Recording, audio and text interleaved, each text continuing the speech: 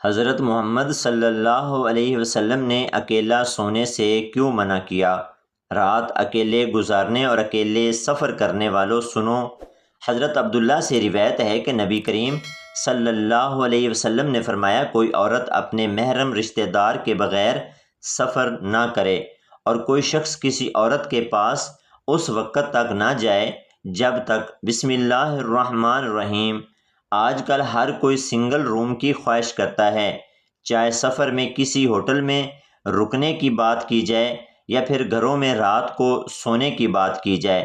ہر کوئی اس بات پر خوش ہوتا ہے کہ اس کا اپنا الگ سے ایک کمرہ ہو۔ رات اکیلے گزارنے اور اکیلے سفر کرنے کے بارے میں ہم آپ کو حضور اقدس صلی اللہ علیہ وسلم کے فرمان بتانے جا رہے ہیں۔ ہم آپ کو اکیلے رات بسر کرنے کے بارے میں بھی بتائیں گے۔ اللہ تعالیٰ نے قرآن مجید میں حضرت موسیٰ علیہ السلام، حضرت خضر علیہ السلام اور حضرت ذوالقرنین علیہ السلام کے سفروں کا ذکر کیا۔ یاد رہے کہ سفر کے دوران انسان کو جہاں بہت کچھ سیکھنے کا موقع ملتا ہے، وہیں پر اس کو مختلف اتار چڑھاؤ کا سامنا بھی کرنا پڑتا ہے۔ حدیث پاک سے یہ بات معلوم ہوتی ہے کہ انسان کو بلا ضرورت سفر سے گریز کرنا چاہیے۔ بخاری شریف میں حضرت ابو ہریرہ رضی اللہ تعالی عنہ سے روایت ہے کہ نبی کریم صلی اللہ علیہ وسلم نے فرمایا، سفر عذاب کا ایک ٹکڑا ہے، آدمی کو کھانے پینے اور سونے اور ہر ایک چیز سے روک دیتا ہے۔ اس لیے جب کوئی اپنی ضرورت پوری کر چکے تو فوراً گھر واپس آ جائے۔ یہ عام مشاہدہ ہے کہ انسان جب دنیاوی امور کے انجام دہی کے لیے سفر کرتا ہے تو بالعموم اس طرح عبادت کے قابل نہیں رہتا جس طرح حالت اقامت میں کر رہا ہوتا ہے۔ لیکن نبی کریم صلی اللہ علیہ وسلم نے مسافر کو یہ بشارت سنائی ہے کہ اس کو اقامت کے دوران کی جانے والی عبادت کا ثواب سفر میں بھی ملتا رہتا ہے، جیسا کہ بخاری شریف میں ابو موسیٰ اشعری رضی اللہ تعالی عنہ سے روایت ہے، وہ کہا کرتے تھے کہ نبی کریم صلی اللہ علیہ وسلم نے فرمایا کہ جب بندہ بیمار ہوتا ہے یا سفر کرتا ہے تو اس کے لیے ان تمام عبادات کا ثواب لکھ دیا جاتا ہے جن اقامت یا صحت کے وقت یہ کیا کرتا تھا۔ اللہ تعالیٰ اپنے بندوں پر کس قدر مہربان ہے۔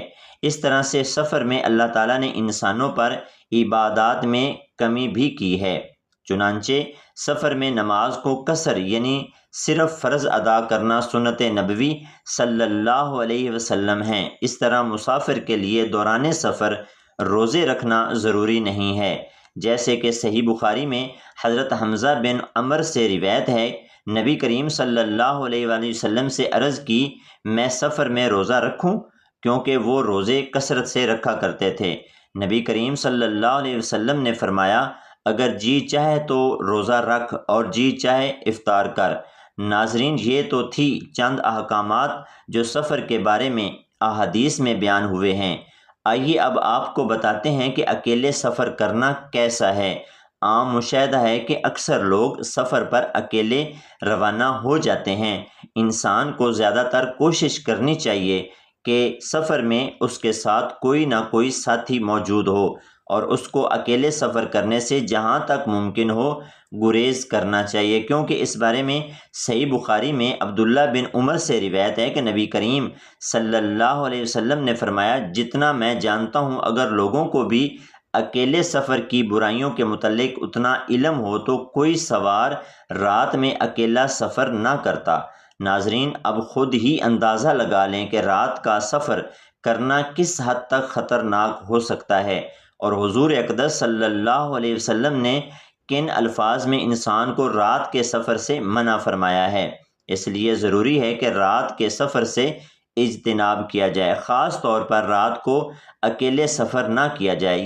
یہ بات تو عام ہے جس میں مرد اور عورت دونوں شامل ہیں، لیکن صرف عورتوں کی بات کی جائے تو ان کے لیے خاص طور پر تاکید ملتی ہے۔ یاد رہے کہ عورتوں کو بھی کئی مرتبہ رشتہ داروں سے ملاقات، علاج یا کسی ضروری کام سے سفر پر نکلنا پڑتا ہے۔ احادیث مبارکہ سے یہ بات واضح ہوتی ہے کہ عورتوں کو مردوں سے بھی کہیں بڑھ کر اکیلی سفر سے اجتناب کرنا چاہیے، اس لیے کہ یہ بات فتنے کا باعث بن سکتی ہے اور ان کی عزت و ناموس کو بھی خطرہ لاحق ہو سکتا ہے، جیسا کہ صحیح بخاری میں حضرت عبداللہ بن عباس رضی اللہ تعالی عنہ سے روایت ہے کہ نبی کریم صلی اللہ علیہ وسلم نے فرمایا، کوئی عورت اپنے محرم رشتہ دار کے بغیر سفر نہ کرے اور کوئی شخص کسی عورت کے پاس اس وقت تک نہ جائے جب تک وہاں کوئی محرم موجود نہ ہو۔ ایک شخص نے پوچھا، یا رسول اللہ صلی اللہ علیہ وسلم، میں فلاں لشکر میں جہاد کے لیے نکلنا چاہتا ہوں لیکن میری بیوی کا ارادہ حج کا ہے، تو آپ صلی اللہ علیہ وسلم نے فرمایا، تو اپنی بیوی کے ساتھ حج کو جا۔ یہاں پر خواتین کو غور کرنے کی ضرورت ہے جو کہ بلا جھجک کسی بھی کام سے گھر سے باہر چلی جاتی ہیں اور محرم ساتھ نہیں ہوتا، اس لیے عورتوں کو خاص طور پر اس بات کا اہتمام کرنا چاہیے۔ رات کی بات تو بہت دور ہے، عورت کو دن میں بھی اکیلے سفر کرنے کی اجازت نہیں ہے۔ سفر کے حوالے سے چند مزید احکام پر بھی ہم بات کریں گے، لیکن اس سے پہلے آپ کو اکیلے رات بسر کرنے کے بارے میں بتاتے ہیں۔ اس حوالے سے عبداللہ بن عمر روایت کرتے ہیں کہ نبی اکرم صلی اللہ علیہ وسلم نے تنہا رہنے سے منع فرمایا، یعنی نہ تو آدمی رات تنہا بسر کرے اور نہ تنہا سفر کرے۔ علامہ البانی رحمۃ اللہ علیہ نے اس حدیث کو بخاری کی شرط پر صحیح کہا ہے۔ اس حدیث میں رات اکیلے گزارنے کا واضح ممانعت فرمائی گئی ہے، لیکن اس کے باوجود ہم میں سے اکثر لوگ، خاص طور پر نوجوان، اس بات پر اصرار کرتے ہیں کہ ان کا اپنا کمرہ ہو جہاں وہ اکیلے ہوں اور انہیں دن رات کی تنہائی میسر ہو۔ اہل علم نے رات اکیلے گزارنے کی ممانعت کی بہت سی حکمتیں بیان فرمائی ہیں، جن میں سے چند یہ ہیں: تنہا نہ رہا جائے تاکہ شیطانی وسوسے سے محفوظ رہا جا سکے، کیونکہ انسان زیادہ تر تنہائی میں شیطانی وسوسے میں مبتلا ہو جاتا ہے۔ اسی طرح یہ بھی خدشہ ہو سکتا ہے کہ کوئی شخص تنہائی میں وحشت محسوس نہ کرے۔ یہ بھی ایک حکمت ہے کہ تنہائی میں کسی دشمن، چور یا ناگہانی آفت سے محفوظ رہنا مشکل ہو سکتا ہے۔ تنہائی میں کسی بھی اچانک مصیبت، بیماری وغیرہ کی صورت میں کوئی نہ ہو تو پریشانی ہو سکتی ہے۔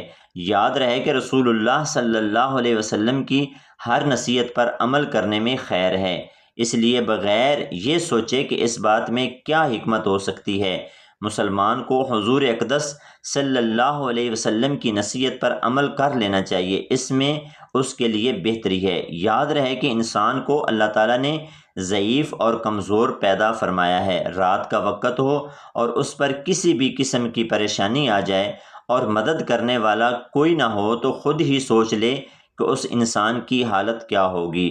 پچھلی رات ایک جگہ پر اکٹھے بسر کیا جائے، اسی میں خیر اور بہتری ہے۔ ویسے تو یہ بات مشہور ہے کہ ایک اور ایک دو نہیں بلکہ 11 ہوتے ہیں۔